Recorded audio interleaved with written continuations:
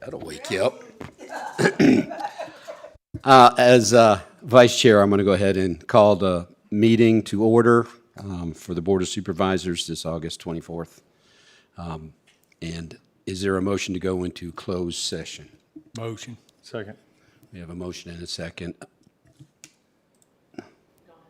My screen changed. Oh, hold on. I have to Yeah. leave it up.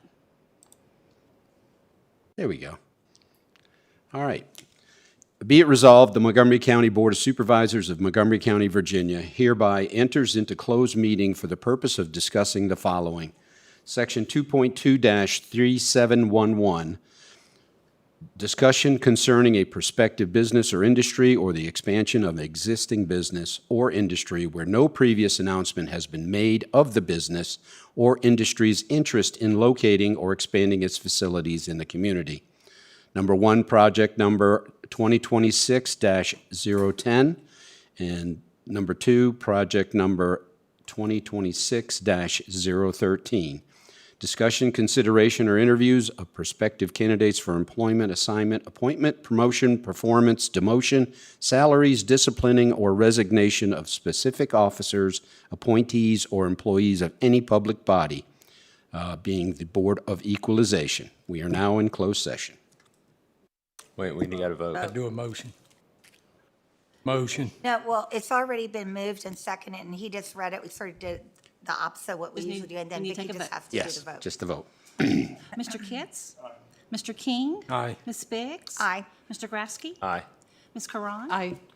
Mr. Fichikowski? Aye. 6 ayes. Now.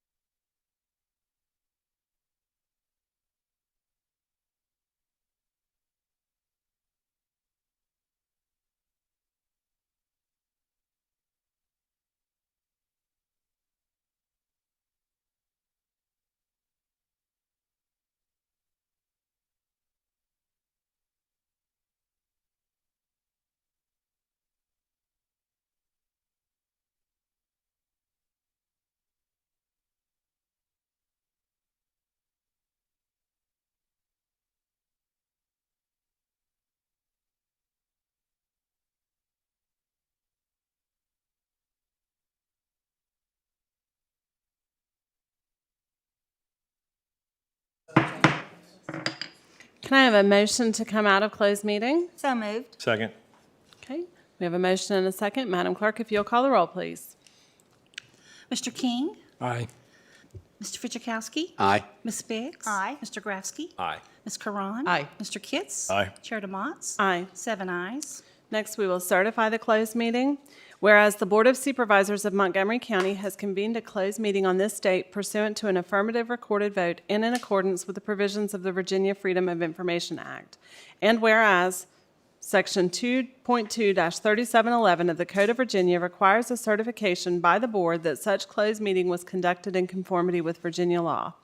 Now therefore be it resolved that the Board of Supervisors of Montgomery County, Virginia hereby certifies that to the best of each member's knowledge, 1, only public business matters lawfully exempted from open meeting requirements by Virginia law were discussed in the closed meeting to which this certification resolution applies, and 2, only such public business matters as were identified in the motion conveying the closed meeting were heard, discussed, or considered by the board. Is there a motion? So moved. Second. Madam Clerk, if you'll call the roll, please. Mr. Fidzikowski. Aye. Ms. Biggs. Aye. Mr. Grafsky. Aye. Ms. Karan. Aye. Mr. Kitts. Aye. Mr. King. Aye. Chair DeMotts. Aye. 7 ayes. Thank you. Next item on our agenda is a moment of silence in the Pledge of Allegiance led by our County Administrator, Miss Angie Hill. Please rise as you're able for a moment of silence and then join me as I lead us in the pledge.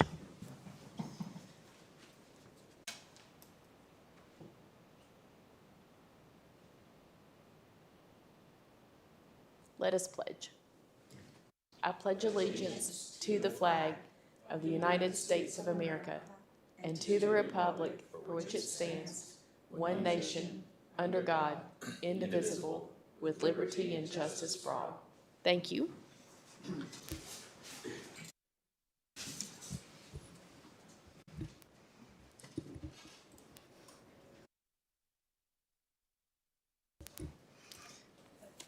Thank you, Angie. Our next item is an exciting one. We have a presentation this evening to recognize the retirement of our Commonwealth's Attorney, Miss Mary Pettit. And Angie is getting the resolution up for me to read. One moment.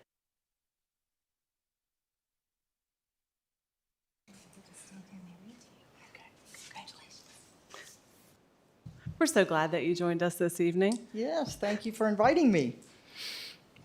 Stand by.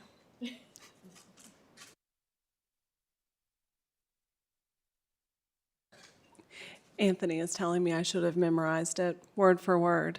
Well, you could borrow mine. You do have to give it back, though. Looks very nice.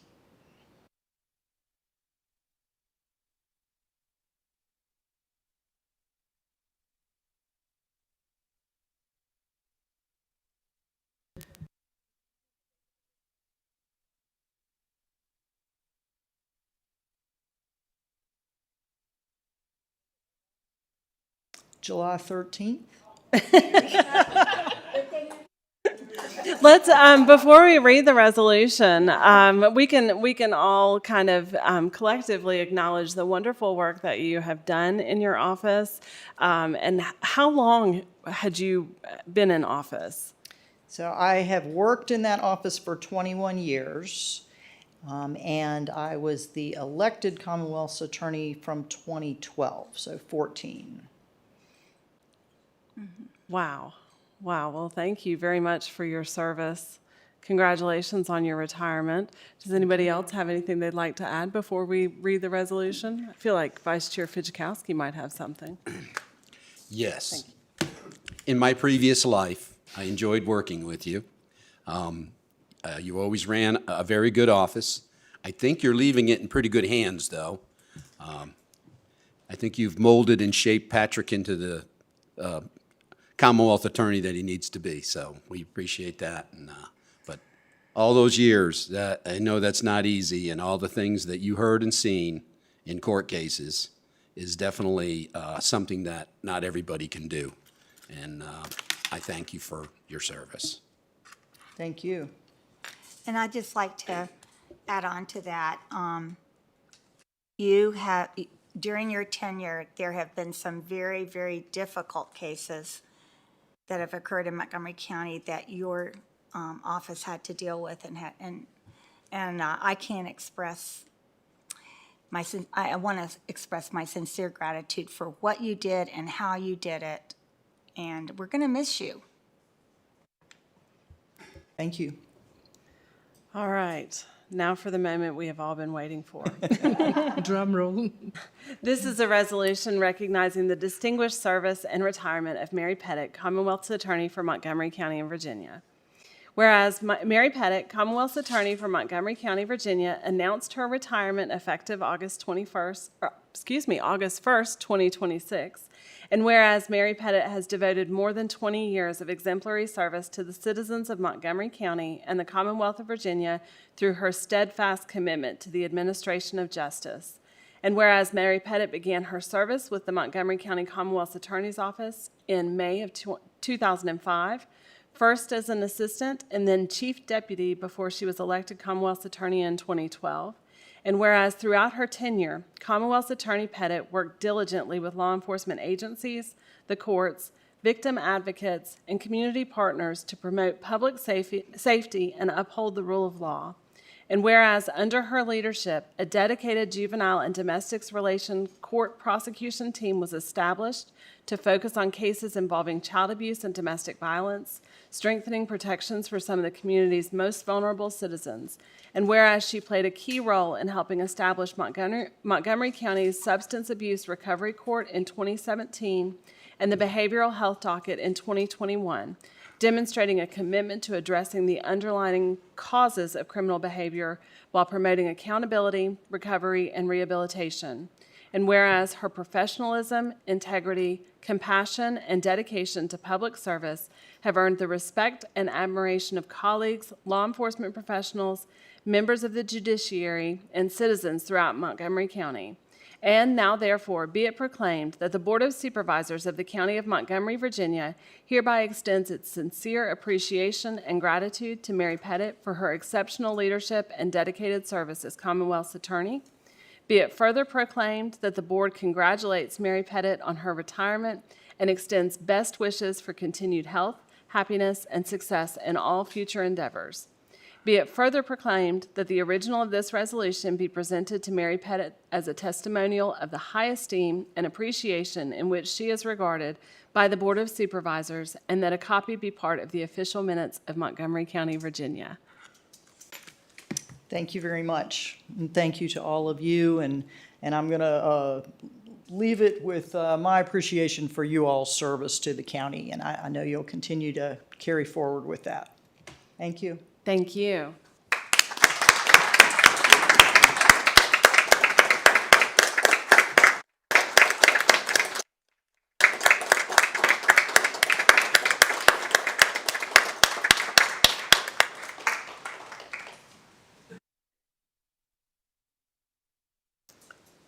Okay. Next on our agenda is public address. The Board of Supervisors allows citizens to present comments on issues deserving their attention during public address at each meeting. If you wish to speak, please observe the following rules regarding public address and the presentation of visuals. A public address sign-up sheet was made available outside of the meeting room prior to the meeting beginning. Speakers, when you come to the lectern, are requested to provide your name and where in the county you reside. Following the names on the sign-up sheet, other speakers will be allowed, and each speaker has 4 minutes, whether speaking as an individual or a representative. All comments must be directed to the chair and other supervisors from the speaker's lectern at the front of the room. Debate between speakers and members of the audience will not be allowed.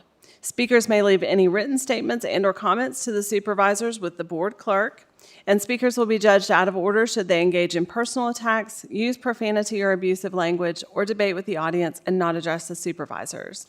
Accepted etiquette is to not applaud or make loud responses. We did have the sign-up sheet in the hallway, and we have 4 people that have signed up in advance to speak. So we'll start tonight with Brian Jonas, and next up would be Noah Wolf.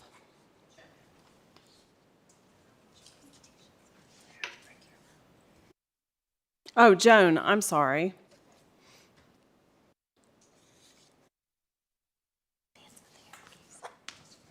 Welcome, sir. Thank you. My name is Brian Jonas, and I reside at 10280 Fairfax Drive, Fort Belvoir, Virginia. Here speaking on behalf of my wife, who's a Montgomery County resident. To speak on the special use permit 2026-5 concerning the Old Pike Tower. Tonight I'll present 6 specific findings in the written record supporting denial of this tower. Given the time allotted, I'll be moving fast through the slides and may skip 1 or 2, but I've previously provided the board with a document that covers these findings in a comprehensive manner. In 2003, the Fourth Circuit upheld the county's denial of a tower in an agricultural zone conservation area. Later that year, the county began rewriting its comprehensive plan to include commissioning a land use designation review. This review confirms that conservation and today's resource stewardship are the same designation renamed. Considering the 2003 rename, the Old Pike parcel carries the exact zoning and designation as the parcel in the 2003 case. In that case, the court's exact wording was, "The use of land for the construction of a telecommunications tower is neither agricultural nor does it appear to have any connection with conservation goals."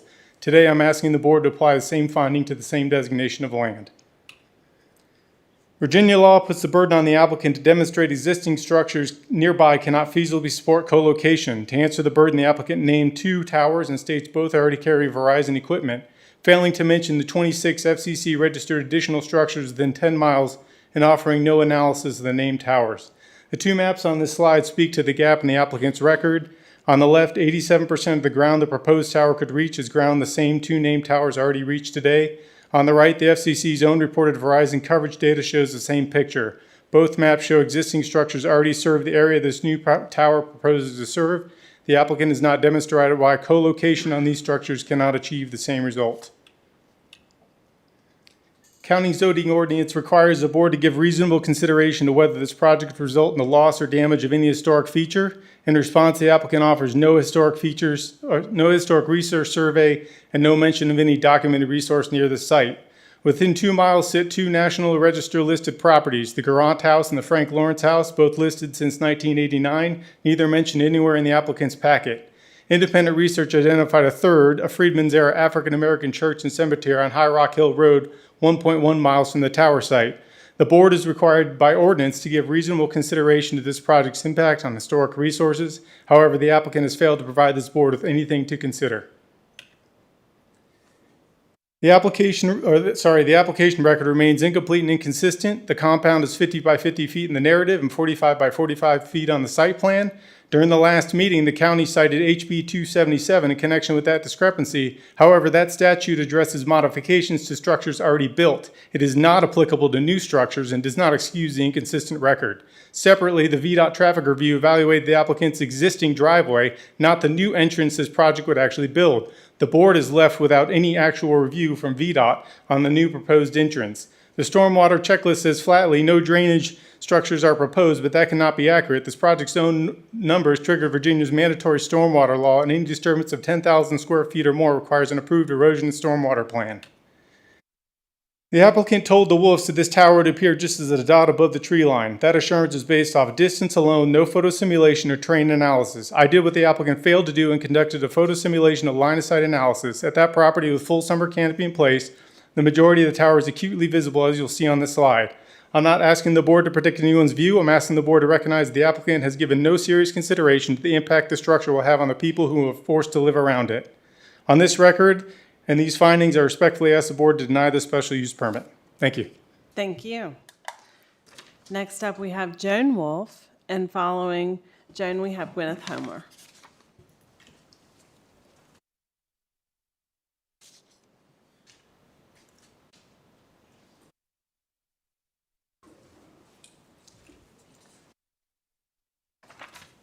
Welcome.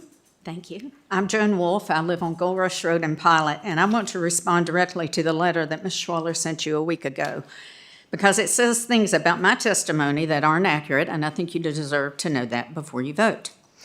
The letter says I confused this tower with the Arcola Tower when I raised the 75 by 75 foot compound figure in July. I did not. That number is on this applicant's own original site plan for this property, the one filed before they switched from a lattice tower to a monopole right next to the Old Pike address and coordinates. It was later revised to 45 by 45, and the county staff told you at the August 10th meeting that their analysis used yet a third number, 50 by 50, 3 different compound sizes, all for the same application. It's not something I invented. The letter also claims the only incorrect information was FAA paperwork and that the application was correct and complete well in advance of the hearing. Neither is accurate. The corrected FAA documents weren't sent to the county until 8:45 that morning, hours before the hearing, not in advance of it. That same email also shows the lattice to monopole change and the compound size correction were still being cleaned up that week, and it responded to my concerns about visual materials and generator noise by declining to provide either. The public didn't even see the revised plans on the county's own review website until 5:07 p.m. the evening before, and the FAA documents still weren't corrected on that website when I sat in this room 3 weeks later on August 10th.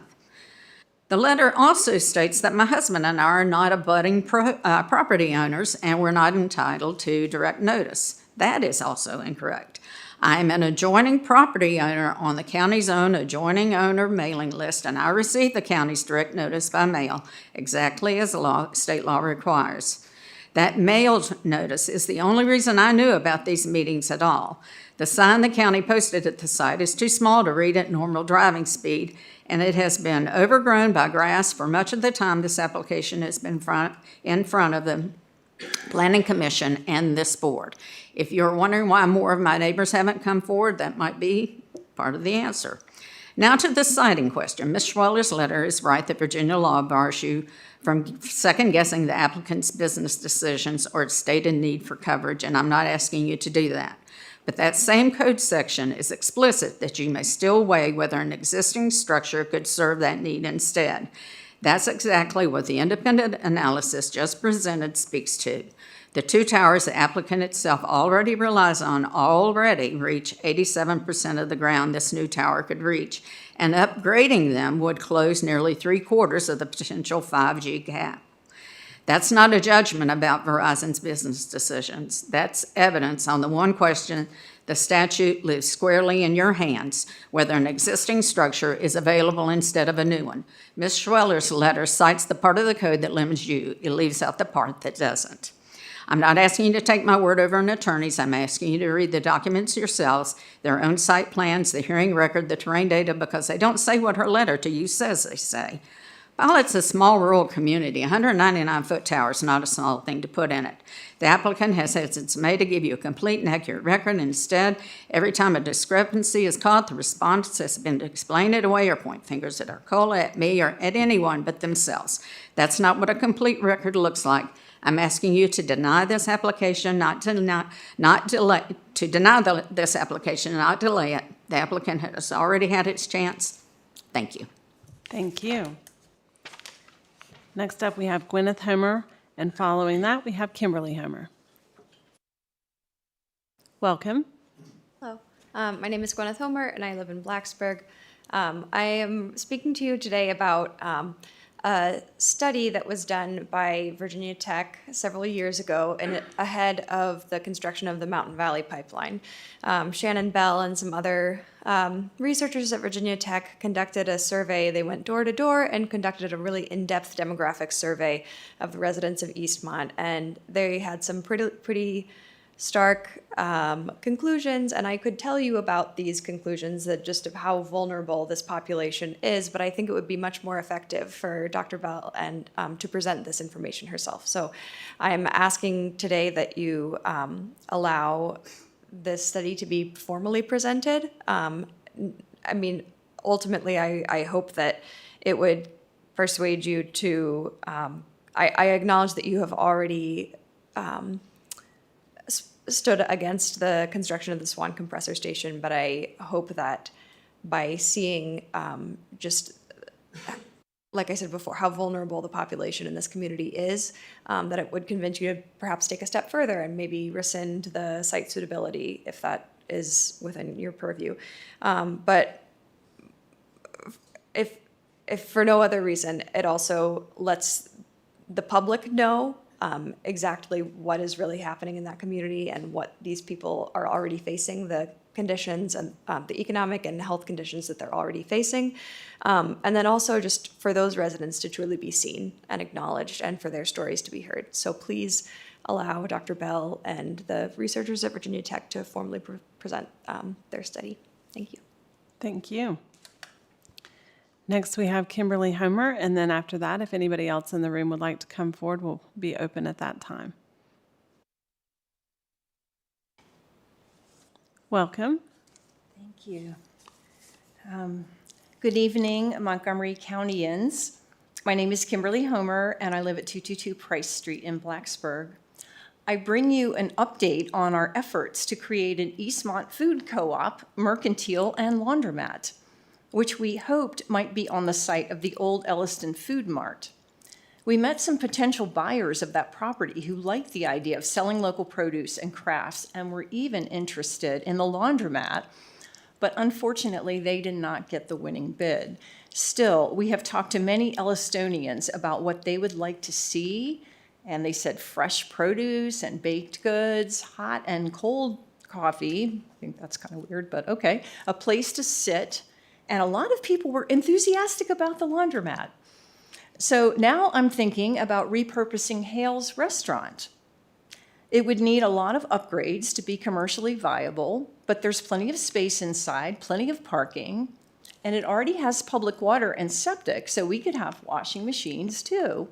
A citizen at the last meeting mentioned that if only Hales had had access to fracked methane or natural gas, that they could have made many more gravy biscuits and saved their business. Well, Hales has propane, which is far cleaner and better for cooking than fracked methane. It's not radioactive. It's delivered by truck by merchants who are not monopolies. And best of all, propane requires no pipelines, so there's no danger of toxins getting into the groundwater or air, and no danger of explosions. So I went to the Eastmont Tomato Festival, and I got some great ideas about water filtering, just in case the new river water we're depending on and the pumps we're depending on to take the septage away are subject to floods, like in West Virginia. Some friends I know are working on a project to provide drinking water for 30 families in McDowell County. And we're planning to set up a rainwater filtration system for the Eastmont Community Garden, too. I'm not from Appalachia originally, but I love the can-do spirit here, and I hope you'll continue supporting gardens and fresh produce and using what we already have to keep each other healthy and well-fed. And thank you so much for your public service. I really appreciate it. Thank you. Okay, and now if there's anybody else in the room that would like to come forward and make a I have multiple people raising their hands. Just come on up. Yeah, we probably need to move the mic down, yeah. Over there? And you can bend the arm of it to, Okay. there we go. Okay. That's close. Yes, That's we can hear a lot you. of traffic jams you've probably heard about, right? Yes. I'm Elizabeth Stothers Melvin, a resident of District A. I was not able to be here in person at your last meeting, although I sent my comments to each of you in advance, and the comments were read aloud by Molly Perlman on my behalf. But I'm happy to be here tonight to thank you personally for concluding that the two proposals Mountain Valley Pipeline sent you recently were not serious proposals and failed to deal with the problems at hand with the proposed Swan compressor station for Elliston. Those of us who have been fighting against MVP for a decade have learned over and over again that the only trust MVP deserves is the trust that they will always act in the interest of their owners, administrators, and shareholders, and that they have no respect for the communities they disrupt, either the residents or the environment.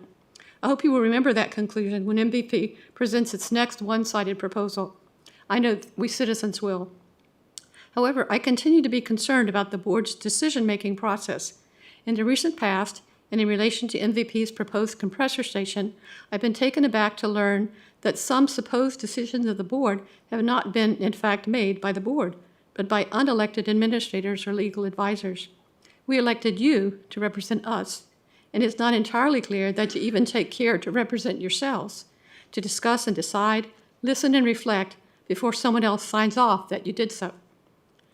That point is going to become more and more important in the future, and it would go some ways in reassuring the citizens you were elected to represent if you as a board would put forth a resolution promising never to sign a non-disclosure agreement with any company, corporation, or entity. Ever. Signing a non-disclosure agreement would be a pledge not to do your job as elected officials and represent the citizens who count on you to do due diligence in your decision-making on our behalf. Our democracy is clearly shaky at the moment, perhaps most shaky at the national level, but every level of government, local, county, state, and federal, needs to practice democracy in large and small ways, needs to expect it and to demand it of each other. This request would mean never signing a non-disclosure agreement with MVP about the proposed compressor station or anything else, and never signing a non-disclosure agreement concerning any proposed data center. And we all know that at least one data center proposal will be fast on the heels of a compressor station. After all, MVP has never made public that they have actual buyers for the increased volume of gas another compressor station would mean for them. I bet some gas would be available for at least one data center. My request would mean never signing a non-disclosure agreement for any enterprise at all in Montgomery County. If someone wants the county to consider some new enterprise, it needs to be considered in the open, with full opportunity for input from citizens, and open discussion and on-the-record decisions by their elected officials. Behind you is the seal of the Commonwealth of Virginia. And on the wall it says, Six Imper Tyrannis, which means, thus ever to tyrants. And tyrants can be corporations as well as political leaders. Persons or entities who ask you to work behind closed doors to sign non-disclosure agreements to avoid public input on consequences that directly affect the public are tyrants, or at least wannabe tyrants. It's probably best to sign no agreements with such entities, but signing a non-disclosure agreement would be an upfront and anti-democratic commitment, a pledge to be on the side of tyrants. As a citizen who is willing to work to keep democracy at all levels, I challenge you to share that pledge, including resolving that it is the strict policy of Montgomery County, its officials, and its elected Board of Supervisors not to sign any non-disclosure agreement, ever. Thank you. Thank you. And whomever wants to can come forward next. I know we had a few different people that raised their hands.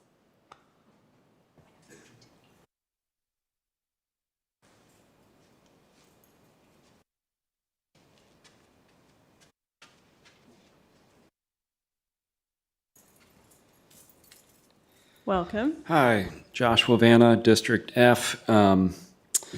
Like to add a few things about the Swan Compressor Station.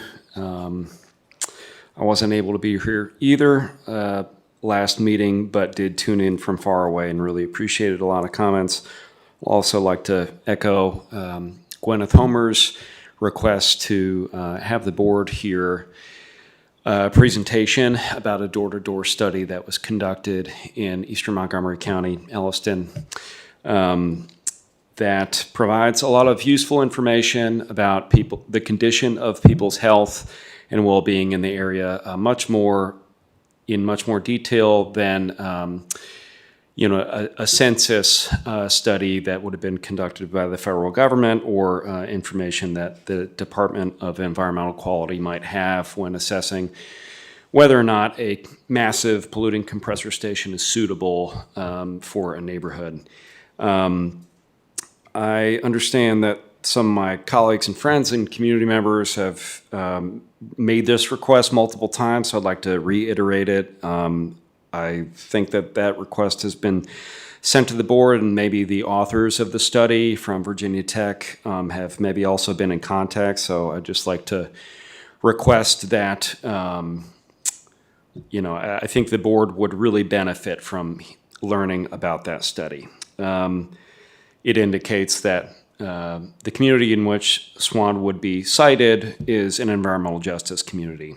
And I think that's something that we all take seriously, whether using the language of environmental justice or not, talking about elevated health issues, low income, the types of communities that repeatedly have to bear the burden of polluting infrastructure projects. I would also like to thank the board for not entertaining Mountain Valley's not serious proposals at the last two meetings. I definitely agree with Supervisor King's and Supervisor Kitt's characterizations of those proposals being pretty disrespectful. I may characterize them as laughable, and they do not really begin to address, but one or two of the issues associated with the site.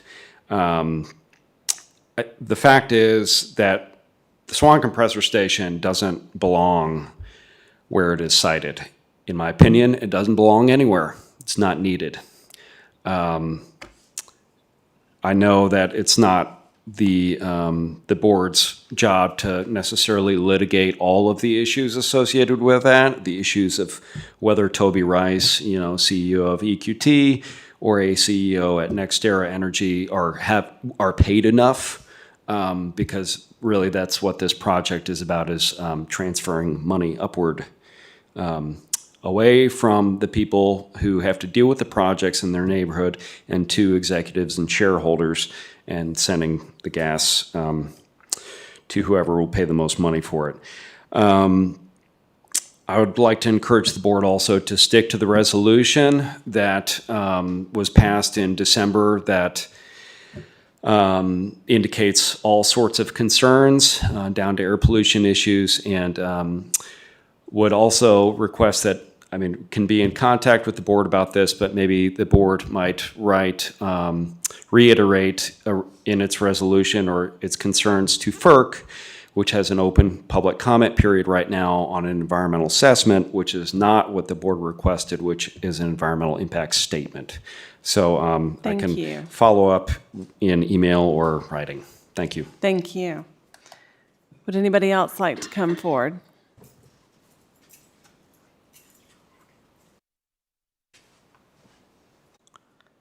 Welcome. Hi, welcome. My name is Kelly Brennan, and I live in Reiner.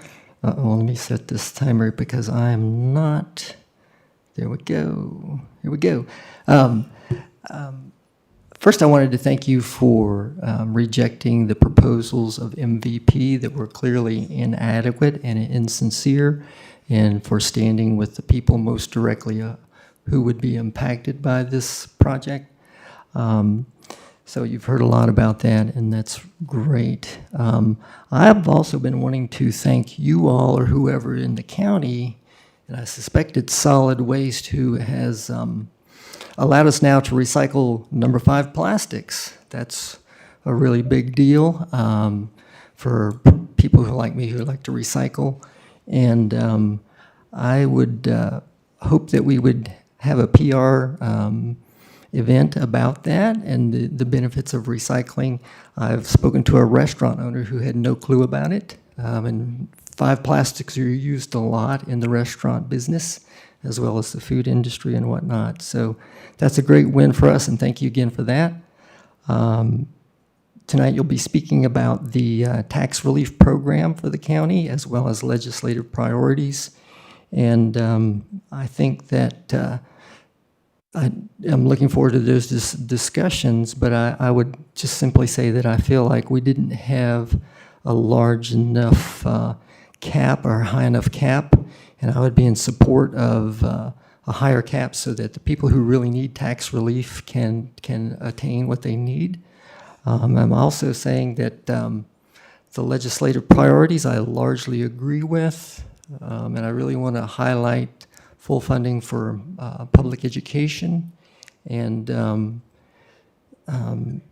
retaining local decision-making in all land use issues and decisions.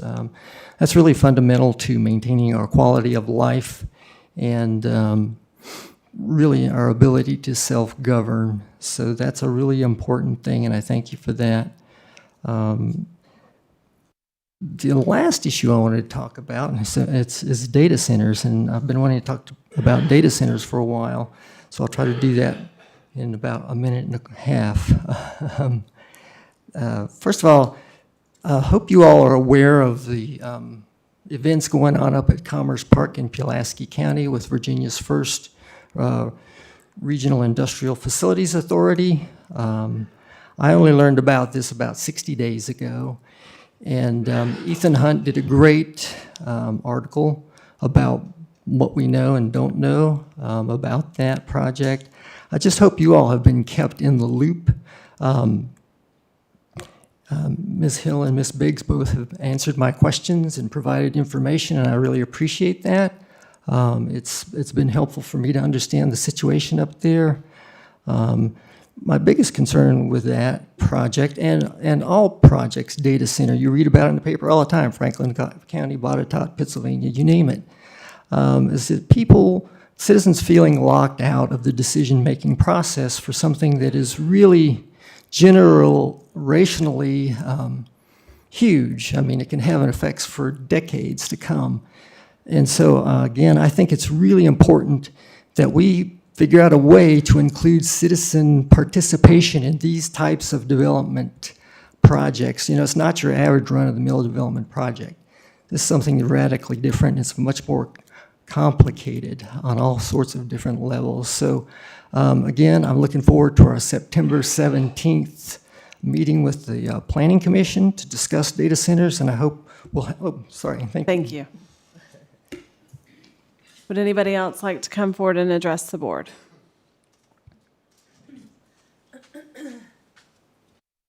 Welcome. Hi, I'm Linda Majors, 2620 Mount Tabor Road. I'm not prepared to say a whole lot today because there was this giant accident on 460. I mean, first of all, I wasn't totally prepared before that, but certainly after the giant accident that closed both lanes, and then we were told that public address had started by the time we were at the top of Blacksburg, so we made it here in 16 minutes, and this is only my second time operating a wheelchair, so I made it in here without running Elizabeth into the wall. So I'm really doing pretty good. But basically, I just wanted to say that I was going to try to follow up on what Seferina Olivero had presented 2 weeks ago to you as far as the air quality data. I need to look at that a whole lot more, but I think what I am seeing is that we just think we have good air here because the EPA standard is not quite the same as the WHO standard, and so they color things green. And when we see things green, we know that means go, like in a stoplight, or green grass, that's good. But in reality, there's no particulate matter in the air that is good for us at all, according to the WHO. EPA says, well, you can get away with, maybe 5 micrograms per cubic meter. But looking at the data, which I think it happens every 10 minutes, I'm noticing that there are some, that where I live might not be, as clean as I thought it was. So I'm going to be coming back in 2 weeks when I have, spent more time on this, but basically I don't want to have bad air quality. I mean, the kind of air quality where it says that, like now, your green air quality is equivalent of smoking 7.6 cigarettes per day. And, if you have a child or anything else, you do not want the child to be smoking cigarettes. That's not what, we know that is healthy.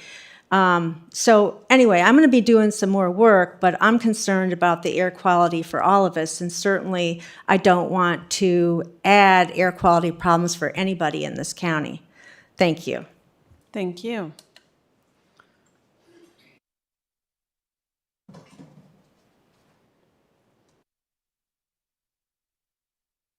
Welcome. Hi, thank you.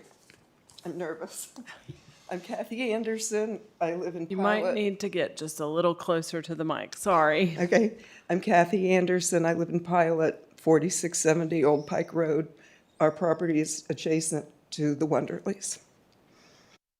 We purchased our property in 1982,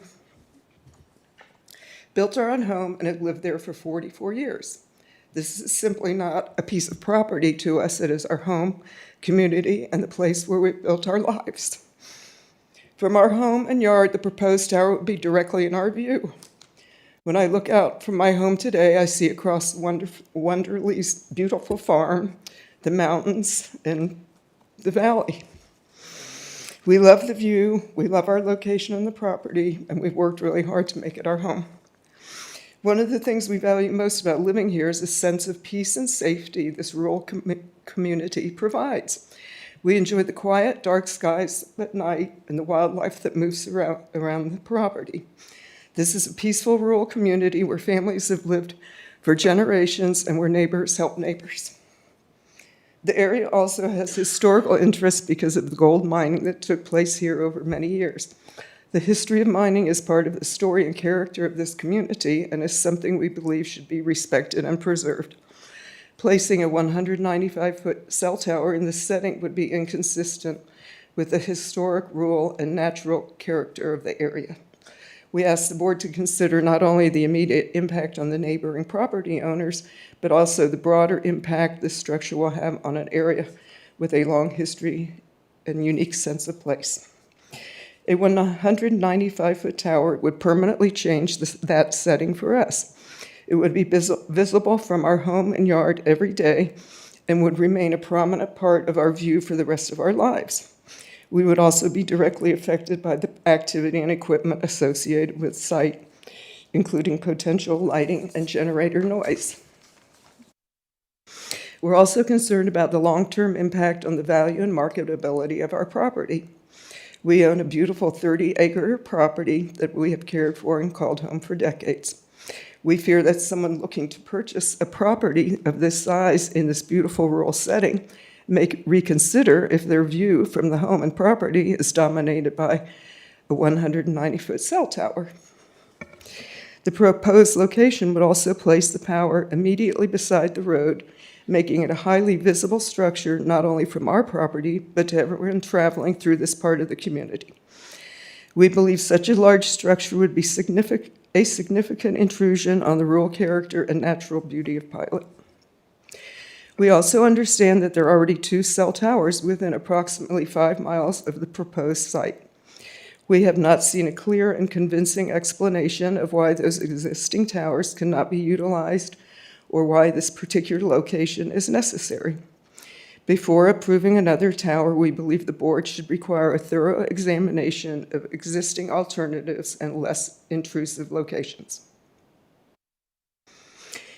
We recognize that reliable communication services are important. However, we also believe that location of a nearly 200-foot tower matters greatly, especially when it is proposed immediately adjacent to existing homes and in an area where it will have such a significant visual impact. For these reasons, we respectfully request the board to deny the special use permit SUP 2026-5. Thank you. We are still in public comment. Is there anybody else that would like to come forward to address the board on any matter? Okay, seeing no one come forward, we're going to close public address and move into, sorry, I skipped ahead. We do not have an addendum this evening.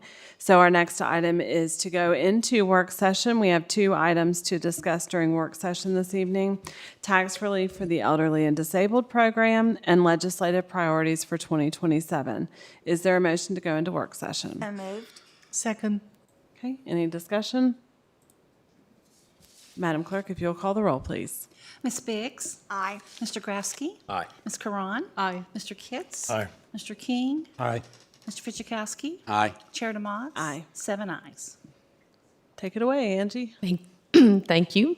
Annually, about this time of year, we bring this presentation to you and ask you for input about the limits for tax relief for the elderly and disabled. And Mark Magruder, our Director of Budget Management and Budget, is going to present that for you, and then we'll ask you for some input at the end. Thank you, Mark. Good evening. I'll talk to you a little bit about our tax relief for the elderly program. So like Angie said, last August, the board was presented with increased income and net worth limits for the tax relief for the elderly and disabled program. These income and net worth levels were increased based on the Social Security cost of living increases for 2025 and 2026. The presentation tonight is to update the board on potential increases to income and/or net worth financial limits for the tax relief for the elderly program based on 2026 and 2027 Social Security cost of living increases. Give you a little background on the criteria for eligibility. We do have some limits in place. There's an age limit, a maximum income limit, and a net financial worth limit. The age limit is you have to be at least 65 or older and have some sort of disability, and that disability has to be permanent and totally disabled. There's a maximum income limit, combined dwelling income limit that excludes the first $10,000 of income of each relative other than the spouse of the owner living in a dwelling, and the first $10,000 of income for any owner that is permanently disabled. And then there's a maximum net worth limit, net combined financial worth, including the value of all equitable interests as of December 31 of the preceding calendar year. That excludes the value of the dwelling furnishings, and up to 1 acre of land. In 2011, the state changed the program to allow localities to determine their own limits. Localities can extend tax relief for the elderly and disabled to include dwellings that are jointly owned by individuals, all of whom are not 65 or permanently and totally disabled. We do this as well. For example, if one owner is 90 years old and the other one is 50, both would qualify under our program. Talk a little bit about the current program that we adopted last August. The income limit for 100% exemption is up to $46,000. For 60% exemption, it's up to $46,001 to $58,000, and then for a 40% tax exemption, $58,001 to $72,000. The net financial worth limit is set at $210,000.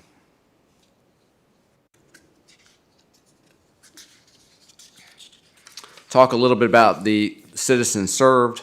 Here's a breakdown of the 2025 tax year and the 2026 tax year as of the current date. As you can see, in 2025, there were 602 citizens served in real estate and 69 in mobile homes. So far for 2026, we have 558, and the mobile homes value is not yet available due to the fact that that is based on the personal property book, and the personal property book has not yet been completed.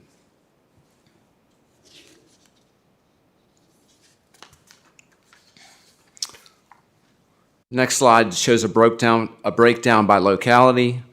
For the 2025 tax year, again, 602 citizens were served. And as you can see from this chart, that the lion's share of those citizens are in Montgomery County and the town of Christiansburg. Same thing for 2026. 558 are currently in the program right now, with 334 in Montgomery County, again, and 197 in Christiansburg. Again, you're seeing the lion's share of those in the county and in the town of Christiansburg.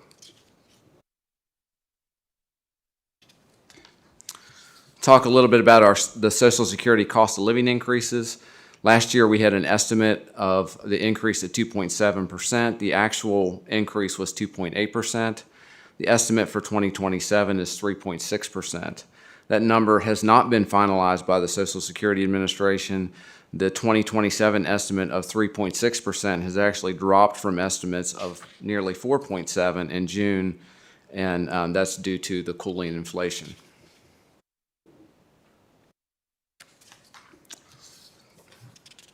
This slide shows the proposed changes that staff is putting forward for 2027.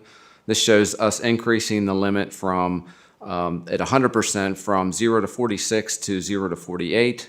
At the 60% level, from 46,001 to 48,001, and then the cap is at 60,000. And then at the 40% level, the increase from 58,000 to 60,000, and the cap at 74,000. The net financial worth has been increased to $218,000.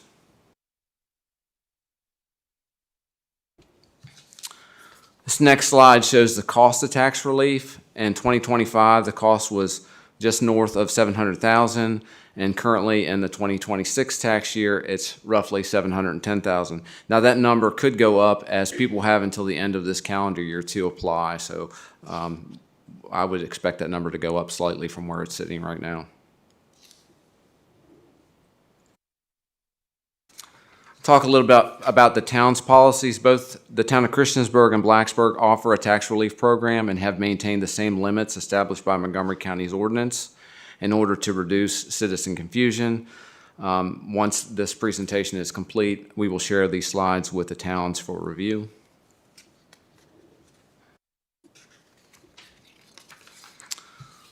Talk a little bit about next steps. We need to get board consensus regarding the proposed income and net financial worth limits. We will notify the two towns of the proposed changes for consideration by town councils. And then the board will need to consider a resolution authorizing the advertisement. I just put September 14th as a possible date there. Schedule and hold a public hearing on October 13th, and then vote on the ordinance on October 13th.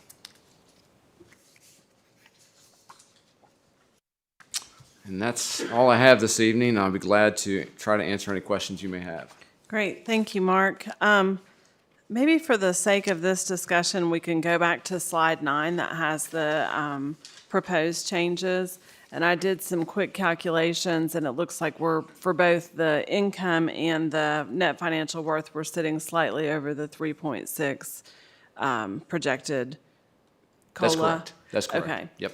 And so what you need from us tonight is any questions and whether or not we want to consider moving forward with the proposal. That's correct. So does anybody have any questions to kick things off?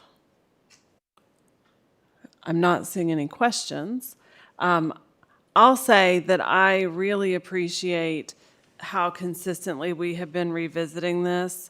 I know prior to bringing it up, I think in 2025, it had been a very long period of time before it had been revisited. And so I think it does allow us to actually develop and manage a program that works for citizens. So I really do appreciate the consistency that this has been coming up. Since we don't have any questions, is there consensus to the proposed schedule? And you might flip to that slide now that Mark has put forward to look at adopting the new rates. I'm for it, yeah. Anthony has a questioning face. Yeah, so, and maybe this should have been in the question section of it, but I'm looking at the net worth number, and I mean, obviously, over the last 2 years, we've become much more generous with it, right? With this year's proposal, an increase of $13,000 from where we were just a couple of years ago. But then I start to think about, a net worth of $218,000 at retirement. So let's say you retire, if you're lucky, at 65, and you have a net worth of $218,000.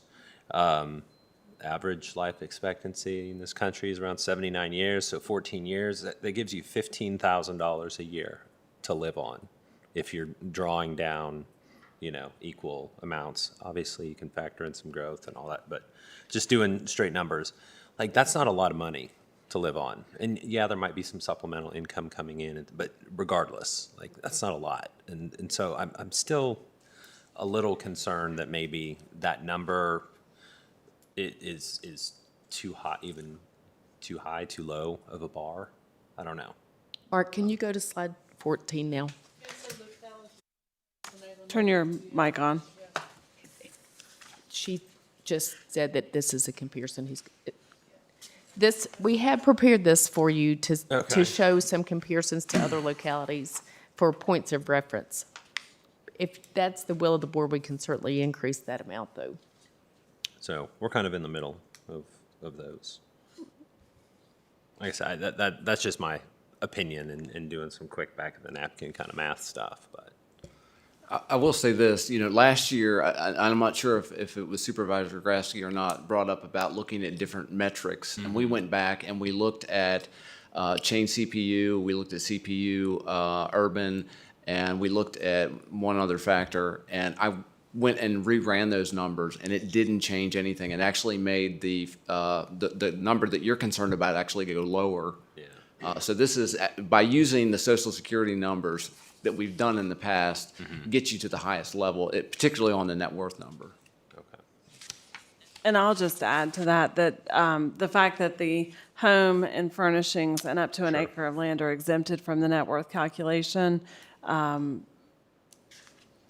gives me comfort. I get the point that you're making, but also, there could be quite a bit of tied up equity in a home that's not even part of the calculation. Sure. No, that's fair. Okay. Just wanted to say my No, piece. that's a good point. Good point. Okay, so do we have consensus to move forward with the proposed increases? I'm seeing everybody. Okay, thank you, sir. Appreciate your time this evening. The next item for discussion during work session is the legislative priorities for 2027. As board members are aware, we do adopt a slate of legislative priorities every year, and so tonight is the first of several conversations that we'll have about our legislative priorities. Do we have any presentations or anything planned for this, or is this just kind of a general? General for Okay. you to discuss. And so we have our adopted legislative priorities from last year attached. We also have draft legislative priorities for next year. Let's start by asking if any board members wanted to consider adding a legislative priority to the list. Does anybody have any proposed additions for discussion? Supervisor Kids? One, I'd like to see us consolidate a little bit because I know we're hitting different sections and stuff, but I would like to see us consolidate all of that into and make our points so we have the ability to forcibly back up the ones that we have instead of trying to put multiple at the same thing. Vice Chair Fidzikowski, would you like to add something to that? Yeah, I think I spoke to this at a previous meeting, but I think we have too many. And when you ask for too many, then nobody reads them. And the object is to get them to read, our legislators to read them and see what we're looking for and not asking for everything. And I'll just give you one example here. The citing, solar, energy, data centers, I think that could be rolled into one. I'm not saying take them all away, but I think it could be rewritten and made one. And that's just one section. There's another one in here about supporting the train. We got it. It's coming. They can't stop it now. Can't stop that train. So I don't think we need that one. I mean, there are some common sense ones that we probably should eliminate. And then to look at some of the ones that don't stand a snowball's chance of ever happening. And I say that with confidence because we sit down with our legislators every year and we talk to them. And they tell you that certain ones that they're not going to make it because of whether it's an impasse in the General Assembly or if it's just that nobody's interested in it. I think there's several of them that could be eliminated, which I will not give you a list of today. But that's my 2 cents. Supervisor Kitts, I'm sorry, I did not realize you were not finished. I interrupted you. That's okay. It's okay. We'll get by it. No, the one I really wanted to add that was very important is, and we've been reading about it in the news, is the funding of fire and EMS. The last couple articles come out in Cardinal. It's 97% funded by the localities, but we all know this. And I know it's on a committee that I'm on for VACO that I've been bringing it up, and it was spoken about how zip code shouldn't matter the level of care that you get, because as you travel across the state of Virginia and the great Commonwealth that we are, from the sea to the mountains, you should get the same level of care and 911 response, and that falls upon the state. We talk about it for education, but we really need to talk about it, and it hasn't really been brought up and forcibly pushed by a lot of small localities, even though when I got in a room with a bunch of them, everybody was saying the same thing. So I think that's something that we need to prioritize, that we need to push. I'm all about consolidating. We should walk in with a one-pager on the front and the back and go, this is this, and these are super, super important to us, and this is the hill we have chosen to die on for these points. Because otherwise, we dilute the effectiveness of the message that we have, and I think it's something that we look at that we can get other counties on board with, because our priorities are going to be a lot of theirs. We're going to have some differentiations, but a lot of ours are going to fall in the same thing, because every time I step into that room at the different conferences, we all get around and all the little localities all end up getting with each other, and we all complain about the same things. And that's more powerful than we realize, because if one county comes up and a couple legislators are like, oh, yeah, I got you, it's never going to happen. 10 or 12 of us get together and forcibly push 4 or 5 major points that we can push repeatedly. I think it's more effective to get our message across. So, sorry, I think I stole Supervisor Grasky's thunder on that one. And I think it is a good point. I agree with both of you. I agree with Supervisor Kitts that adding something related to fire and EMS funding would be awesome. But I also agree that it needs to be streamlined and consolidated to be more effective. And that doesn't have to be ugly.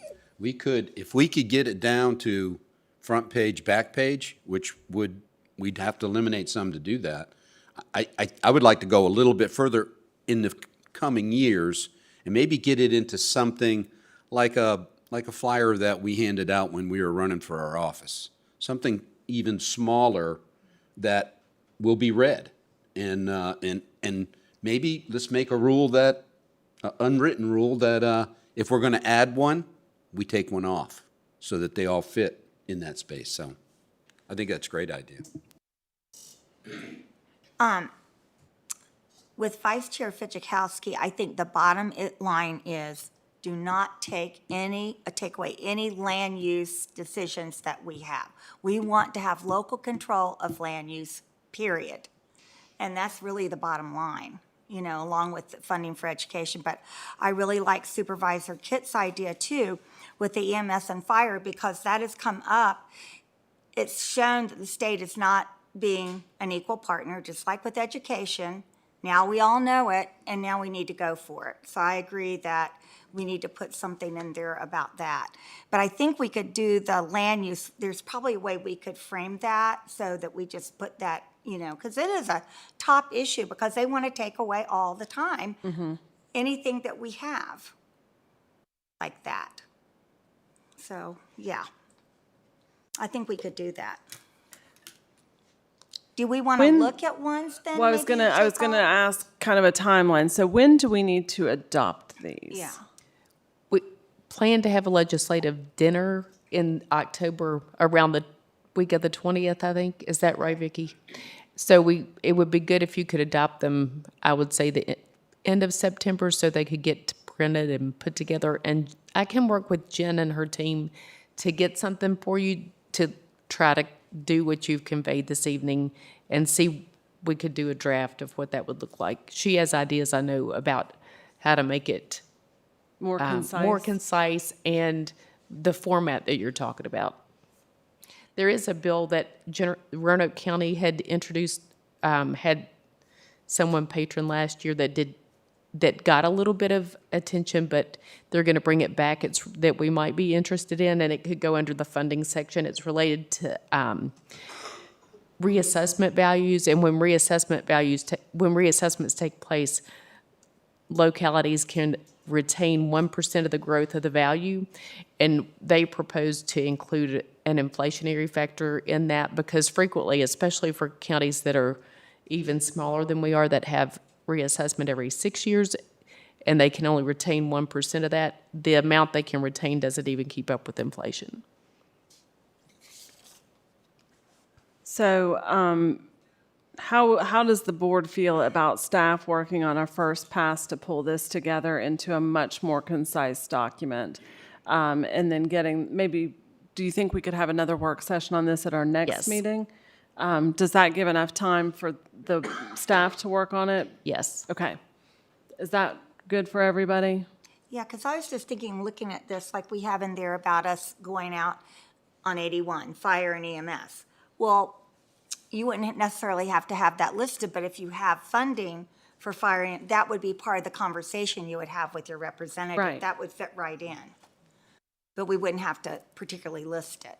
Yeah, and then I think we stand a better chance of, if we come and say, these are our top 8, Montgomery County's top 8 or whatever, top whatever, we stand a better chance of the legislators reading and understanding, these are the highest priority issues to Montgomery County, and this is what they expect from me.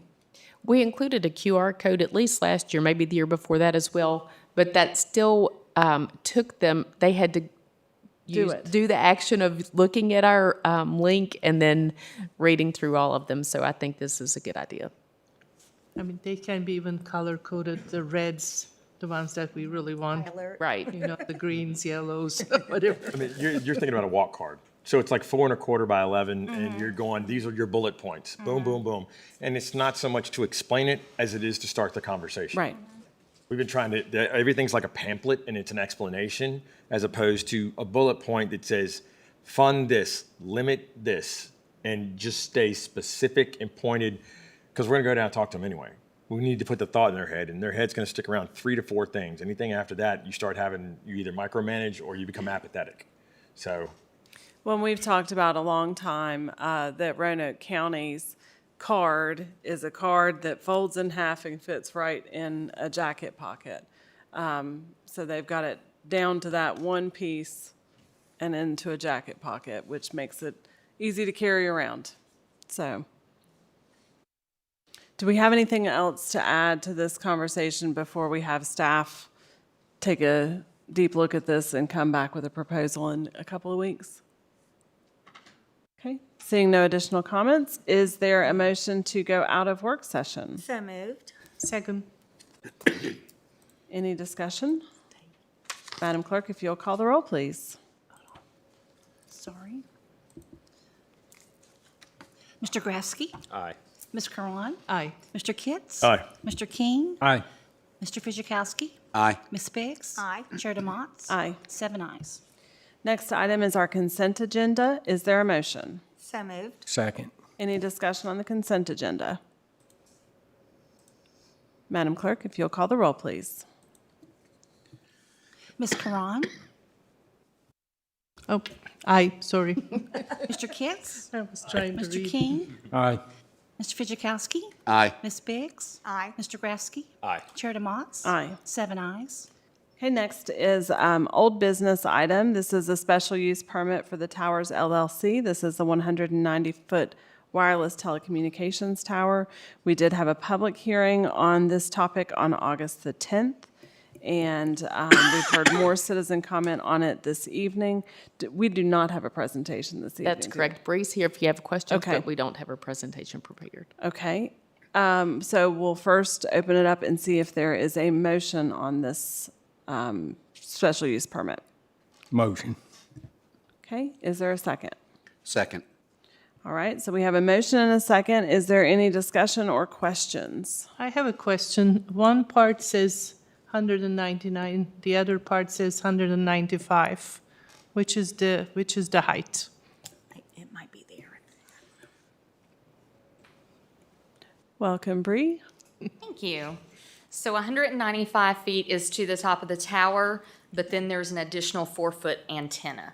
So the overall height is 195 to the top of the tower. All right, thank you. Supervisor King. And it was brought up tonight about the driveway. Are they going to use the existing road? They are not going to use the existing driveway. There will be another one.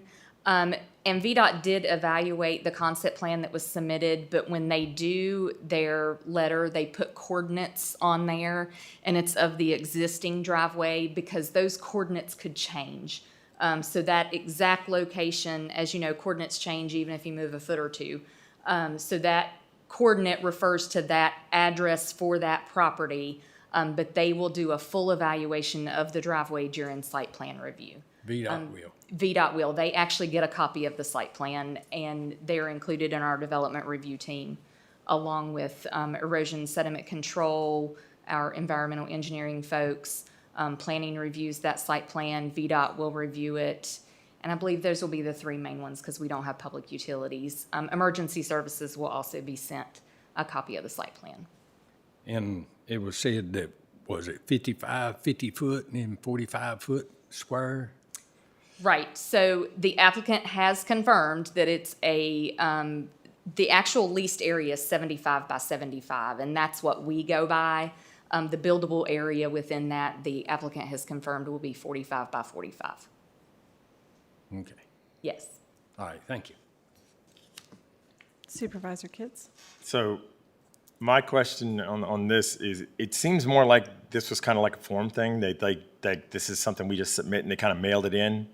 And there were a lot of details that have been glossed over or passed or changed or adjusted and it's probably a little more than I've heard on any other tower that we've played around with.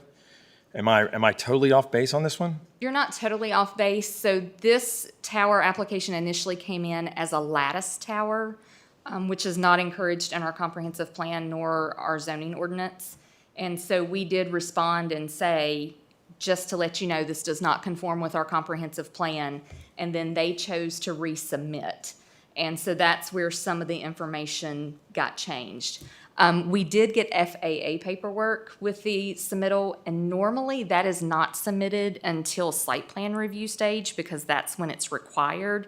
That's when we go through and check coordinates and all of those things, because then it's actually defined how it's going to be constructed and it's less of a conceptual plan. So they did submit that paperwork. It was incorrect and they did revise it. There was also a discrepancy. So we have our website on the planning page where we post the application, and then the application also gets posted to Diligent for the board and the planning commission. Those two did not coincide. So my department has looked at what happened there, and we have made appropriate changes to our process to make sure that does not occur in the future. I remember y'all talking about that, but my whole thing is they keep sending information that is not correct, that is partially correct, but they're like, oh, my bad. And then they send it again. And I don't blame the staff for getting mixed up because it seems like they submitted it several times with several mistakes and different mistakes each time they sent it. Yes. That's not fair to the staff. It's not fair to the neighbors, and it's not fair to the county as a whole if they just keep sending and sending and sending instead of taking it back and doing it the correct way the first time. Okay. I know this isn't on you. It's a little perturbing because this is supposed to be a professional organization that handles things in a professional manner, and I just don't feel like this was handled at a level that it should have been for what they wanted to put in. So, and I'll leave it at that.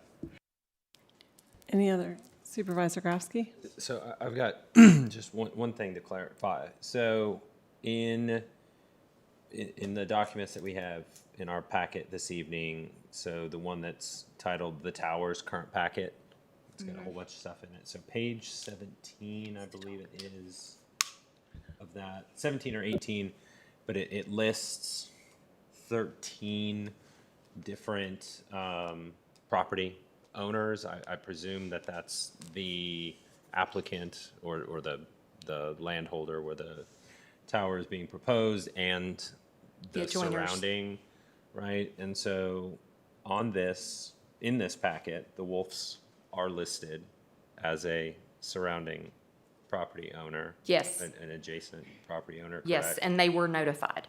Okay, Yes. right. No, I guess it's still, and this is kind of to Supervisor Kitt's point, inconsistent with the communication information that we're receiving from the applicant, correct? Yes. Okay, thank you.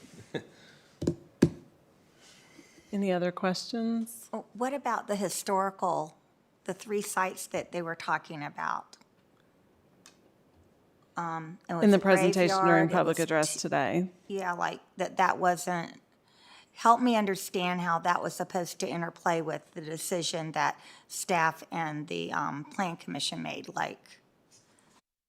Are you referring to, so in the presentation, are you referring to like the court case that they brought up, or are you referring? They had Three structures. They showed three Yeah. structures on And the they map said that were about. historical, Two homes but- and The historical sites, yes. So what we do as far as staff goes, Yeah, we yeah. look at if there's a historical district or something like that in the immediate vicinity.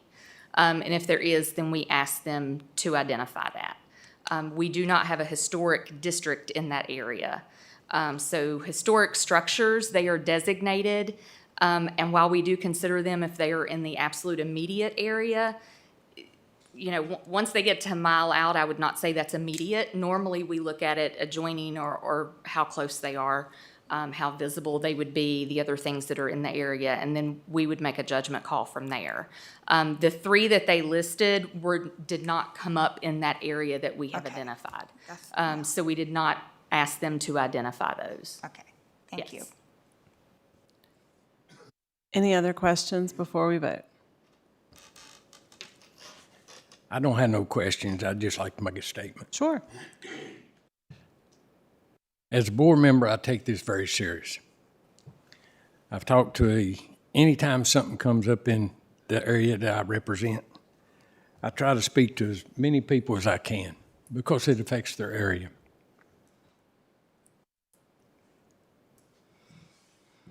I've talked to several people about this. A lot of people tell me they're in their house trying to use their cell phone. It won't work. They have to go out in the yard. And when they get to the yard, they have to stand in one spot because they can't move, because they'll lose their service. I understand communities, I do. I live in a small community. Then when I hear people say their grandparents live in that area, and they worry about their grandparents not being able to get out, cell service.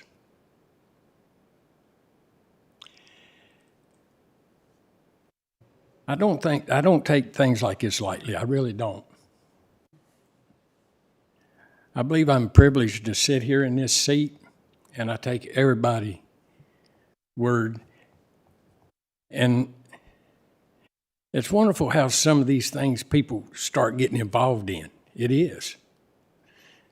And I wish people would get involved in them more. But what I have to do as a representative of that district is go along with the majority. Thank you.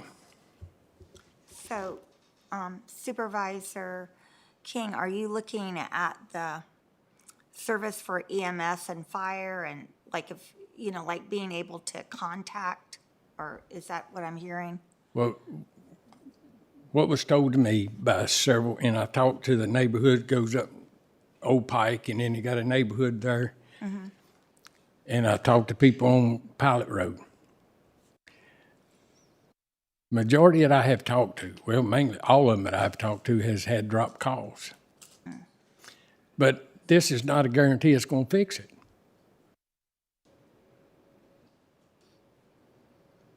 And I have talked to one law enforcement person that said it may help them.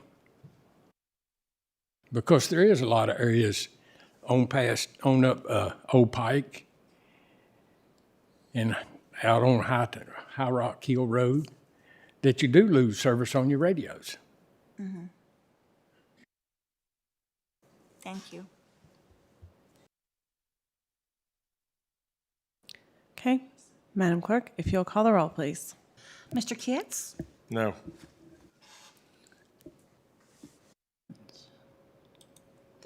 Mr. Fidzikowski? Aye. Ms. Biggs? Aye. Mr. Grafsky? No. Ms. Karan? No. Mr. King? Aye. Chair DeMotts? No.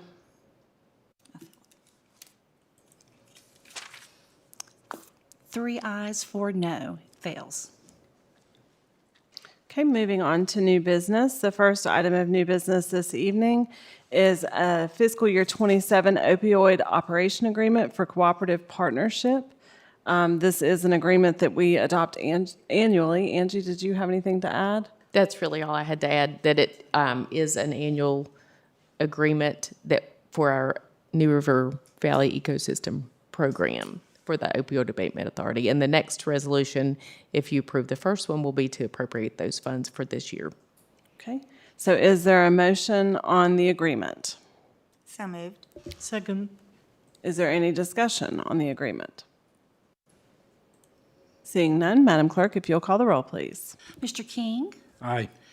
Mr. Fidzikowski, Aye. Ms. Biggs. Aye. Mr. Grafsky, Aye. Ms. Karan, Mr. Kitts. Aye. Chair DeMotts. Aye. 7 ayes. As Angie said, next we have the opioid abatement appropriation. This is a total appropriation of $2.36 million, and this is a cooperative grant across multiple municipalities. Is there a motion? So moved. Second. Okay, is there, Just so the board, I'm sure you know, but just to make it clear, the county operates as the fiscal agent. And that's why you see this large amount, because it's not only our monies, but it's from the other localities as well, and through the state program. so we have a motion and a second, and is there any discussion or questions? Seeing none, Madam Clerk, if you'll call the roll, please. Mr. Fidzikowski, Aye. Ms. Biggs. Aye. Mr. Grafsky. Aye. Ms. Karan. Aye. Mr. Kitts. Aye. Mr. King. Aye. Chair DeMotts. Aye. 7 ayes. The next item, excuse me, is an MCPS capital fund transfer. This is approval is requested for $177,000 from future school capital projects to multiple specific projects throughout the county. Is there a motion Motion to defer. on the capital fund transfer? Oh, I'm sorry, thinking ahead. Is there a motion on the capital fund transfer? So moved. Second. Is there any discussion? Madam Clerk, if you'll call the roll, please. Ms. Biggs. Aye. Mr. Grafsky. Aye. Ms. Karan. Aye. Mr. Kitts. Aye. Mr. King. Aye. Mr. Fidzikowski. Aye. Chair DeMotts. Aye. 7 ayes. Okay, the next item on our agenda is MCPS fiscal year 27 categorical transfer. This is a total request of $1.705 million to transfer within categories. It is my understanding that the staff at Montgomery County Public Schools has requested that the board defer this to consider it at a later meeting. That will take a board action, which is a motion to defer on this transfer, and we can defer it until our September. We might not want to set a date. Do we have to set a date? Because the schools, No, I think we can defer it until the school board brings it back with a request of the board. Okay. Yeah. So then the motion that we need is to defer it till it is brought back from the schools. So moved. Second. Okay, so we have a motion and a second. I do understand that some board members still wanted to express some of the concerns that they had with this. Because the schools have made it clear that they're not ready to move forward on this tonight, we don't really have any questions for them specifically, but I do think it would be beneficial to share some of the concerns that the board had as we've considered this. So I will start with Supervisor Biggs.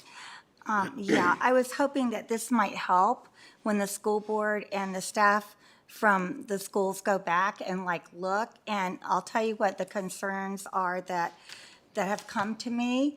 I've had employees from the Montgomery County Public Schools calling me and asking me when they were going to get their bonuses. And of course, I didn't know, So I think that's one concern that I think I got the impression that they thought they were going to get their bonuses in the summer. So in doing the research, I found out that the bonuses don't have to be given until the end of this current fiscal year. So that would be next June 30th. So I had some other people within the school system ask me where the money was, which of course I don't know, but I do know that the money from the state was over $970,000 and the local match was over $658,000. If you add those two together, that's $1.6 million. So I guess a question would be when you're preparing to come back would be, where is that money? And like a timeline about when the employees might receive their bonuses. And that's just some guidance from just what people have asked me. So I thought that might be helpful to Mr. Bennett and staff, like, when they were looking to find out, answers for the questions that we might ask. Right. Do we have any other? Supervisor King or Supervisor Cron? Supervisor King, go. One of you? Yeah, and when the school board votes on the budget, then they bring it to us. They say it's a needs, not a want budget. Now they're wanting to pull, $1.1 million away from transportation? I thought that was a need. I'd like to know what's going to happen to transportation if it's approved to take that $1.1 million away from them. Okay. Supervisor Cron? You're Sorry, not much to add on that. Pretty much the explanation why that transfer is needed this early in the year, I think, is a question, since the budget year and the school year just started. So. great, and I agree with that. Unfortunately, there was not much more detail available in watching the school board's meeting, so there were a lot of questions. Does anybody else? Supervisor Kitts? So mine's more of a procedural question. If we're deferring this on a request, why is it here in the first place if we're having to do it and then refer it? And that's just me not understanding the way this came up, because it just seems kind of backwards that yes, we want this on the agenda, but no, we want you to defer it. Okay, why did we put it on there in the first place? I can speak. Go ahead. Yeah. I was going to say the school board at their most recent meeting took a vote to take action to request this. So kind of sequentially, this then comes in front of the Board of Supervisors. And so it was put on the agenda because that's how it happens. And yes. Yeah, but why is it, but then we need to defer it because there was not a good explanation of how, because I saw that too, and I was like, okay, it's coming to us. And then it's like, okay, we're going to defer it now because that's what needs to happen because we need to figure things. I just feel like it's a little murky on how, yeah, it got approved, yeah, it got voted on, but I'm just kind of lost on the process after that, and then go, oh no, we need to defer it. Because that was really decided, like, we're sitting here talking about it right now, but I'm not sure. Yeah, I'm just trying to get my thoughts in my head wrapped around, if we're going to put it on here and we're going to immediately defer it and not even discuss other than the small parts of the overall change. So I'll just leave it at that because mine's more procedural. I understand the point, but yeah. I'm not so concerned about the procedure, but I agree with all the other points that were brought up. It is kind of unusual to see this type of a transfer this early in the fiscal year, and the fact that $1.1 million out of a department kind of looks like a bad hit, but I'd like to know more. So thank you. Do we have any other questions or comments before we vote to defer? Okay. So we are going to call the roll now. We have a motion and a second to defer. Madam Clerk, if you'll call the roll to vote to defer. Mr. Grafsky? Aye. Ms. Karan? Aye. Mr. Kitts? Aye. Mr. King? Aye. Mr. Fidzikowski? Aye. Ms. Biggs? Aye. Chair DeMotts? Aye. 7 ayes to defer. Thank you. Okay, next is to establish personal property tax relief percentage for 2026. Angie, do you have anything to say before we get a motion? We do this every year at this time as well so that the Commissioner of Revenue can process his personal property book. This year's relief is 29.4, I think, and last year it was 30, so it's not much change. Okay, is there a motion? So moved. Second. Are there any questions, I'll comments? just make a comment. I like the fact that there's an action and explanation as to why. Just thought I'd throw that in. Okay. Seeing nothing else, Madam Clerk, if you'll call the roll, please.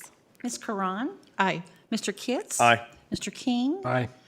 Mr. Fidzikowski? Aye. Ms. Biggs? Aye. Mr. Grafsky? Aye. Chair DeMotts? Aye. 7 ayes. Okay, next item is adopt emergency operations plan for 2026. Angie, did you have anything to say before we take a motion? I sent you guys an email Friday, I think, that described this a little bit and told that you need to adopt this every 5 years. It gets a big look. And one of the board members asked if this was available on our website. It is.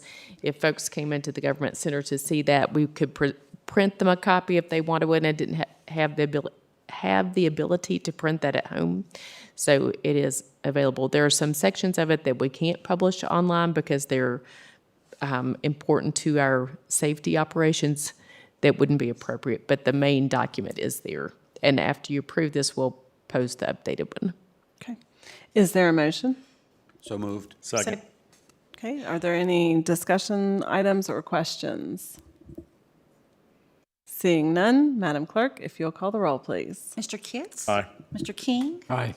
Mr. Fidzikowski? Aye. Ms. Biggs? Aye. Mr. Grafsky? Aye. Ms. Karan? Aye. Chair DeMotts? Aye. 7 ayes. Next item is to amend the Board of Supervisors 2026 meeting dates for November and December. This will, if adopted, this resolution will change the meeting date in November from Monday, November the 9th to Tuesday, November the 10th, and it will cancel the second meeting in December. Is there a motion? So moved. Second. Any discussion? Madam Clerk, if you'll call the roll, please. Mr. King? Aye. Mr. Fidzikowski? Aye. Ms. Biggs? Aye. Mr. Grafsky? Aye. Ms. Karan? Aye. Mr. Kitts? Aye. Chair DeMotts? Aye. 7 ayes. All right, and our final item of new business is National Suicide Prevention Month, September 2026. Is there a motion? So moved. Second. Okay, is there any discussion? Madam Clerk, if you'll call the roll, please. Mr. Fidzikowski? Aye. Ms. Biggs? Aye. Mr. Grafsky? Aye. Ms. Karan? Aye. Mr. Kitts? Aye. Mr. King? Aye. Chair DeMotts? Aye. 7 ayes. All right, now we have reports. County Attorney's report. No report, Madam Chair. Okay. What is it? I'm not upset, I'm just disappointed. It's a good dad reason. It's the way he always do it. Next up, County Administrator's report. I have several items on my list, not just a few tonight. As a reminder, the Board of Supervisors and the School Board will have a joint meeting a week from tonight in MP2 at 6:30, and then the Board of Supervisors will have a joint meeting with the Planning Commission on Thursday, September 17th at 6:30. Both of those will be held in MP2. We'll also have an extended work session on Saturday, October 3rd. I'll give you more details as they develop. And then this is a little bit more fun than those things.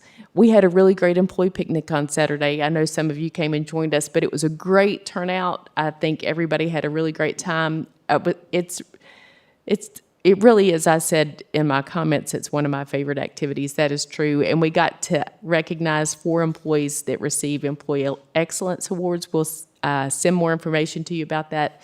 But that's really a great opportunity, and it really shows how our employees shine. They get nominated. They can be nominated by directors or peers, and then a small group of self-selected directors and some constitutional officers choose the recipient, so that's exciting. Last Thursday, August 13th, Mary Goonan and I attended the VACO Summer Officials Conference Summit, and I think they're going to speak about that a little bit more. Governor Spanberger spoke, and several members of her cabinet were there and spoke as well. They really emphasized that they understood what a hardship it was for the localities to have a budget approved so late by the state, and they plan and hope that will be better next year. They also really reiterated that they're available and can assist localities if we need anything from them, and they provided contact information as well. Then on the 15th of August, which was Saturday a week ago, I attended the MCVA 2.50 2.50K family fun run walk. That was well attended. There were over 100 people that took part in that, and they were in all ages throughout from the community. And we're really grateful to the town of Christiansburg. Runabout Sports helped sponsor that, and the Montgomery Regional Tourism Office, as well as the VA 250 committee, made that a great success. And Heritage Day was the same day. Montgomery Museum of Art and History hosted the VA 250 Mobile Museum that had a great turnout as well. Last Tuesday, on August 18th, I participated in a focus group called Destination Southwest Virginia, and that's a regional initiative that's being led by Friends of Southwest Virginia, and it's focusing on strengthening the region's economy, quality of life, and long-term competitiveness in building on arts, culture, heritage, and outdoor recreation assets. So, of course, I spoke about my amphitheater dream. I'll just keep telling people about that. We did have several representatives from the county attend that with me. Jen Harris came as Public Relation and Community Engagement. Brian Hamilton came from Economic Development. Our Tourism Director, Samantha Livesay, came as well. And representatives from the towns and the community attended. It was really strong and productive. And once there are going to be, I think they said 21 focus groups throughout the region. Once those are complete, then their Friends of Southwest Virginia will prepare a report of findings and recommendations to help guide the next steps for that regional tourism effort. I'm almost finished. I'm going to finish with something fun, too. The ACAC is offering free adoptions this weekend, Saturday, August 29th, and Sunday, August 30th, from 11 to 4. It's part of the annual WSLS Clear the Shelters event. It's the ninth consecutive year for the ACAC, and over that time, more than 1,000 animals have been placed into new shelters in the Clear the Shelters event. So folks can learn more on montva.com if they want to find out more about that. But I think that's a great, exciting thing if anybody is interested. That's all I have. Okay. Thanks. All right, so we'll move on to board members' reports, and we'll start with Supervisor Cron. Oh, my. The summit was wonderful. Of course, it's, I guess, my first official WACO summit. Since the November one, I was just elected, but not took the oath yet. So the summer summit was the official one, and I was very impressed.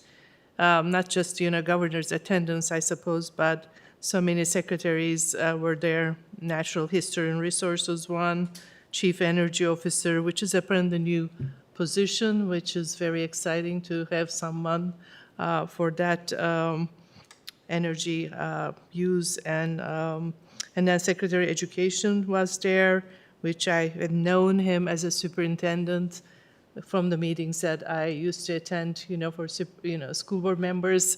So I'm so glad, actually, he's the Secretary of Education. He's a wonderful person, and I know he will do great things. Secretary of Finance spoke, Secretary of Agriculture, Commerce. Definitely, it was really nice to hear all those. And then later on, we had the Education Committee meeting, and Senator Van Valkenburg was in attendance, and he summarized pretty much what they're going to be working on or they worked on. One thing it's said it might be coming down the pike is a model policy for technology use and, hoping to curbing elementary use a bit, which is interesting because our school system is looking into that too. I think they're just surveying right now the parents and the community, how they feel, and hopefully elementary kids using less technology during their school day. So, and then he talked about the new test scores causing high failing rate in some localities, and he mentioned that as a concern. He also talked about the 1% sales tax for the school construction. He said 40 localities going into referendum this November. And then he was also concerned about some of the grading eating so much teacher time. and he was suspicious about the grading. So, and I don't know what, needs to be done about that, but that was one of his concerns. I'm going to let Supervisor Biggs cover the rest because we both attended and we kind of divvy up the topics to share. All right, then Supervisor Biggs. Okay, well, we're very lucky because this is the first time we've ever had two supervisors since Annette Perkins left on the steering committee for education for VACO. And so one of the things, like you've heard me say this before, our legislative priorities on that particular steering committee change just a little bit each year, but still the focus is to get school funding for public schools. So one of the things that they were very happy about, of course, was that they were able to finally get the localities the ability, if they wanted to go to referendum, to do the 1% sales tax. This had been a VACO legislative priority from the steering committee for so long. It finally happened, and so that was a plus. And it gives localities a new tool to use if they so decide to send it out for referendum and it's passed. But getting back to some of the report from Senator, one of the things, as you all know, is the K through 12 funding formula. Okay, so I guess the General Assembly passed to pay a contractor $250,000 to come in there and to look at developing a new funding formula. But Senator Van Valkenburg said, the devil is in the details, because when you go and change a funding formula, you're going to have some places that lose and some places that win if you're not careful about how you do it. So that's still out there. I guess it's going to be a study. The JLARC study that you hear me always talking about, the senator said that this is one of the governor's really strong initiatives, is to draw attention to it. But the problem, again, is that will require legislative leadership in the General Assembly and the money committees. And as you know, this has been a slow process. They've thrown more money in, but there is not a designated plan about how to fund the JLARC. Another thing they mentioned was coming up with some kind of AI legislation for public schools. So those were sort of the top bullets that we wanted you guys to know about. And then the other thing that Supervisor Corinne and I went to on Saturday was the dialogue on race. That's right. Which was held at Huckleberry Park from 4 to 6:30, although we had to leave around 6 because we had other commitments. But it was, again, a very worthwhile program. And that's all I have. Great. All right, let's go to Supervisor King. It was brought up about the state not paying their fair share of fire and rescue. Well, Richmond's getting a committee together, and they're supposed to have a meeting in October to discuss. And they're looking for several people to be on there, so I'll keep you informed. Great. Supervisor Grafsky. I really don't have much to report this evening, although I'm sad that I missed this year's company or employee picnic because last year I drove to the picnic and missed the email that we were taking the rain date, and so I showed up to an empty park, and then I was out of town for the reschedule, and then I'm out of town again. One of these years I'm gonna make it, but congratulations to those 4 folks that were recognized. Yeah, that's all I've got for this evening. Supervisor Kitts. So we had a presentation. I was in the Montgomery Regional Economic Development Commission on last Thursday, and Michael Geary came from the county to brief the fire and EMS plan. And he went into great detail, and a lot of these details that he was going with this different group was the funding formulas and things like that. So it opened a lot of people's eyes, because even though they saw some of the meeting, they didn't catch all the details as we sit here and talk about it. So I'm glad to see that we had a chance to sit down with Christiansburg. I know some people have seen that, but it was a very good meeting. It was a chance for us to make sure that we take care of this across the county and that public safety is a priority.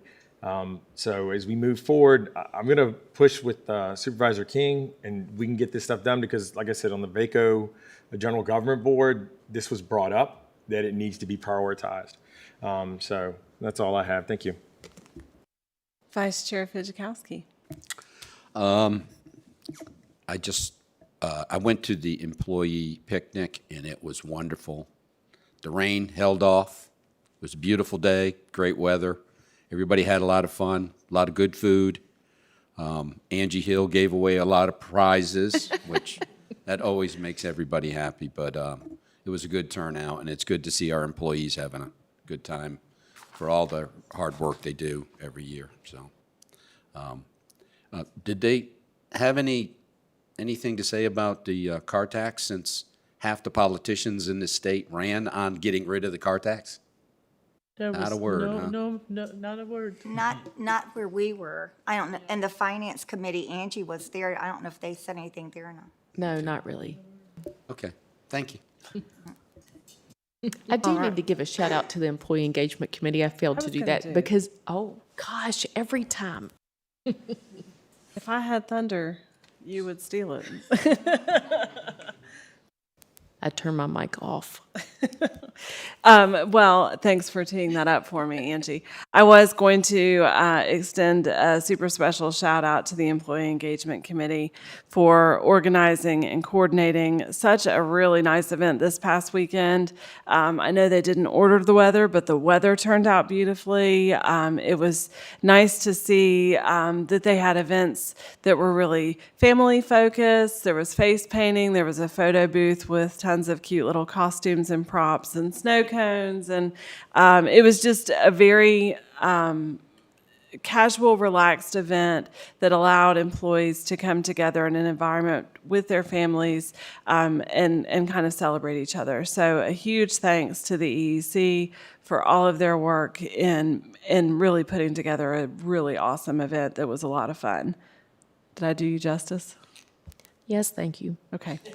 And then I wanted to just add, of course, anybody who has driven through Blacksburg in the past week is aware that Virginia Tech has resumed operations. So school started today for college students at Virginia Tech, and there are a lot more vehicles on the road, starting last Tuesday with freshmen move-in. And then continuing throughout the week, every day, more people arrived.